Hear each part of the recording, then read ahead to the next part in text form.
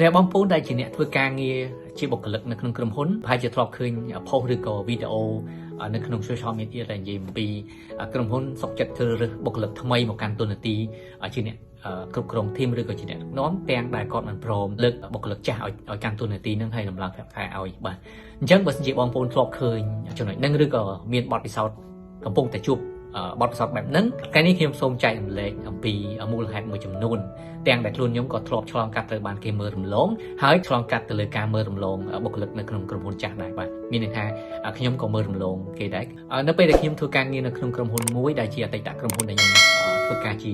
developer បាទខ្ញុំមាន technical skill ខ្លាំងខ្ញុំធ្វើបច្ចេកបានច្រើនគួរសមនៅក្នុងហ្នឹងប៉ុន្តែស្រាប់នៅពេលដែលត្រូវជ្រើសរើសអ្នកគ្រប់គ្រងក្រុមបាទក្រុមហ៊ុនគាត់អត់សម្រេចលើកខ្ញុំជាអ្នកគ្រប់គ្រងទេគាត់ជ្រើសរើសអ្នកផ្សេងដែលគាត់និយាយថាគេមានបទពិសោធន៍ច្រើនជាងខ្ញុំបាទអញ្ចឹងនៅពេលនេះខ្ញុំអន់ចិត្តដូចគ្នាបាទហើយមកដល់នៅពេលដែលខ្ញុំខ្លាយជាអ្នកដឹកនាំឬក៏ជាអ្នកគ្រប់គ្រងនៅក្នុងក្រុមហ៊ុនទើបខ្ញុំយល់អំពីមូលហេតុហ្នឹងបាទអញ្ចឹងថ្ងៃនេះខ្ញុំនឹងចែកបណ្ដេញមូលហេតុហ្នឹងទៅអ្នកទាំងអស់គ្នាដែរដើម្បីអ្នកទាំងអស់គ្នាអាចយកទៅពិចារណាបានអញ្ចឹងមូលហេតុតែមួយដែលគេអត់ជ្រើសរើសខ្ញុំទៅតែដឹងគឺពាក់ព័ន្ធជាមួយនឹង leadership ហើយនឹង management បាទចំណុចនេះគឺសំខាន់ក្រុមហ៊ុនធ្វើការយកមកពោះវែងបាទអញ្ចឹងនៅពេលដែលខ្ញុំធ្វើការងារនៅក្នុងក្រុមហ៊ុនមុនហ្នឹងគឺបច្ចេកទេស technical skill ខ្ញុំខ្លាំងប៉ុន្តែតកតងជាមួយនឹង management តកតងជាមួយ leadership គឺខ្ញុំអត់មានបទពិសោធន៍ទេបាទអញ្ចឹងវាលំបាកធ្វើឲ្យក្រុមហ៊ុនជ្រើសរើសយកខ្ញុំធ្វើជាអ្នកដឹកនាំមែនទែននៅពេលហ្នឹងបាទហើយខ្ញុំក៏មានការអន់ចិត្តដូចគ្នាដែរបាទហើយខ្ញុំនិយាយពីមូលហេតុអីបានជាក្រុមហ៊ុនគេអត់ជ្រើសរើសយើងអាហ្នឹងក៏អាចថាវាជាបញ្ហារបស់យើងផ្ទាល់ខ្លួនមួយដែរបាទខ្ញុំលើកយកករណីមួយបាទប្រសិនបើមានពីរជំរើសទី1គាត់ជាបុគ្គលិកចាស់ហើយគាត់មានជំនាញខ្លាំងបច្ចេកទេសខ្លាំងប៉ុន្តែគាត់មានជំនាញក្នុងការដឹកនាំហើយយើងមើលទៅគឺពិបាកក្នុងការឲ្យគាត់ដឹកនាំក្រុមមែនទែនដើម្បីឲ្យធ្វើឲ្យក្រុមសម្រេចគោលដៅលទ្ធផលដែលក្រុមហ៊ុនចង់បានអញ្ចឹងណាហើយមួយទៀតគឺយើងត្រូវគិតពិចារណាក្នុងការជ្រើសរើសអ្នកផ្សេងមកកាន់តួនាទីនឹងមួយនឹងបាទអញ្ចឹងបើសិនជាយើងចង់សាកល្បងជាមួយនឹងការជ្រើសរើសបុគ្គលិកចាស់បាទយើងអាចធ្វើបានមិនអត់អាចធ្វើបានទេប៉ុន្តែដោយសារតែយើងមើលពីស្ថានភាពបច្ចុប្បន្នគឺគាត់អត់អាចទៅរួចបាត់ហើយបទពិសោធន៍គាត់ក៏អត់ហើយគាត់ក៏អត់មានចិត្តក្នុងការធ្វើវាដែរបាទខ្ញុំនិយាយអត់មានចិត្តចង់សម្ដៅថាគាត់ក៏អត់មានការស្វាស្វែងខិតខំក្នុងការធ្វើវាមុនដែរបាទជាទូទៅនៅពេលដែលយើងចង់បានអីមួយតើយើងបង្ហាញអំពីសមត្ថភាពបច្ចេកទេសទោះបីជាយើងអត់ទាន់មានបទពិសោធន៍ក៏យើងបង្ហាញពីការខិតខំប្រឹងប្រែងការសាកល្បងរបស់យើងឲ្យគេបានមើលឃើញឲ្យគេបានដឹងថាយើងកំពុងតែព្យាយាមអភិវឌ្ឍខ្លួនទៅកាន់ចំណុចមួយហ្នឹងដែរប៉ុន្តែបើសិនជាយើងអត់បានធ្វើទេនោះ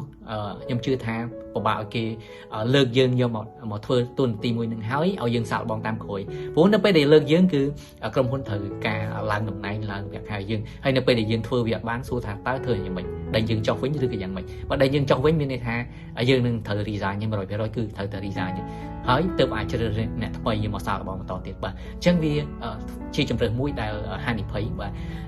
អញ្ចឹងជំរើសមួយទៀតគឺត្រូវតែជ្រើសរើសអ្នកថ្មីដែលគេមានបទពិសោធន៍កន្លែងហ្នឹងឲ្យគេមកធ្វើហើយបាទគេអត់មានបទពិសោធន៍បច្ចេកទេសដូចយើងមែនប៉ុន្តែគេមានបទពិសោធន៍ក្នុងការដឹកនាំក្រុមបាទអញ្ចឹងគេត្រូវតែជ្រើសរើសអ្នកថ្មីមូលហេតុដែលគេជ្រើសរើសអ្នកថ្មីមានថា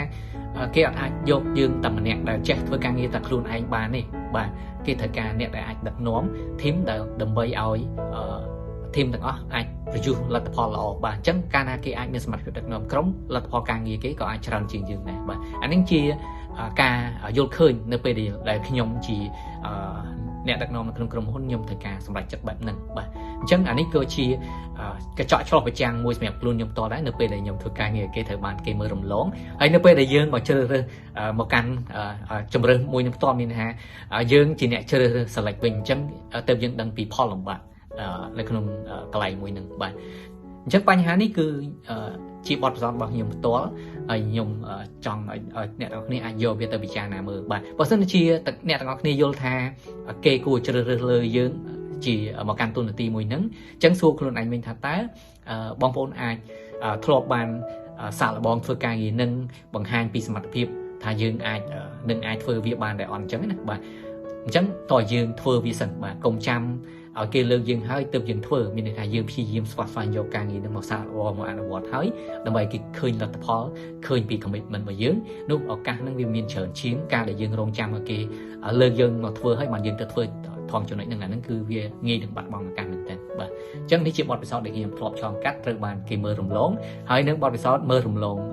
សមាជិកនៅក្នុងក្រុមដូចគ្នាបាទវាមានផលលំបាកមែនតើយើងអត់ចង់ធ្វើប៉ុន្តែវាអត់មានជំរឿនពោលបើសិនជាយើងរើស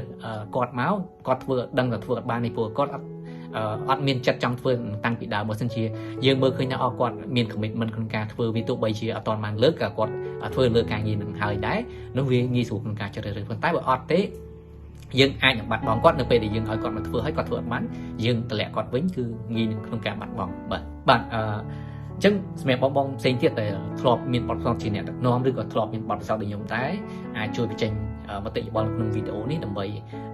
ជាការចែករំលែកនៃបទពិសោធន៍នៅក្នុងការដោះស្រាយបញ្ហានេះបាទហើយបើសិនជាចូលចិត្តតាមដានទៅលើ topic ទាក់ទងជាមួយនឹងបទពិសោធន៍ការងារនៅក្នុងការងារអាច follow នៅក្នុងវីដេអូនេះដើម្បីអាចទទួលបានវីដេអូផ្សេងៗទៀតដែរបាទអរគុណ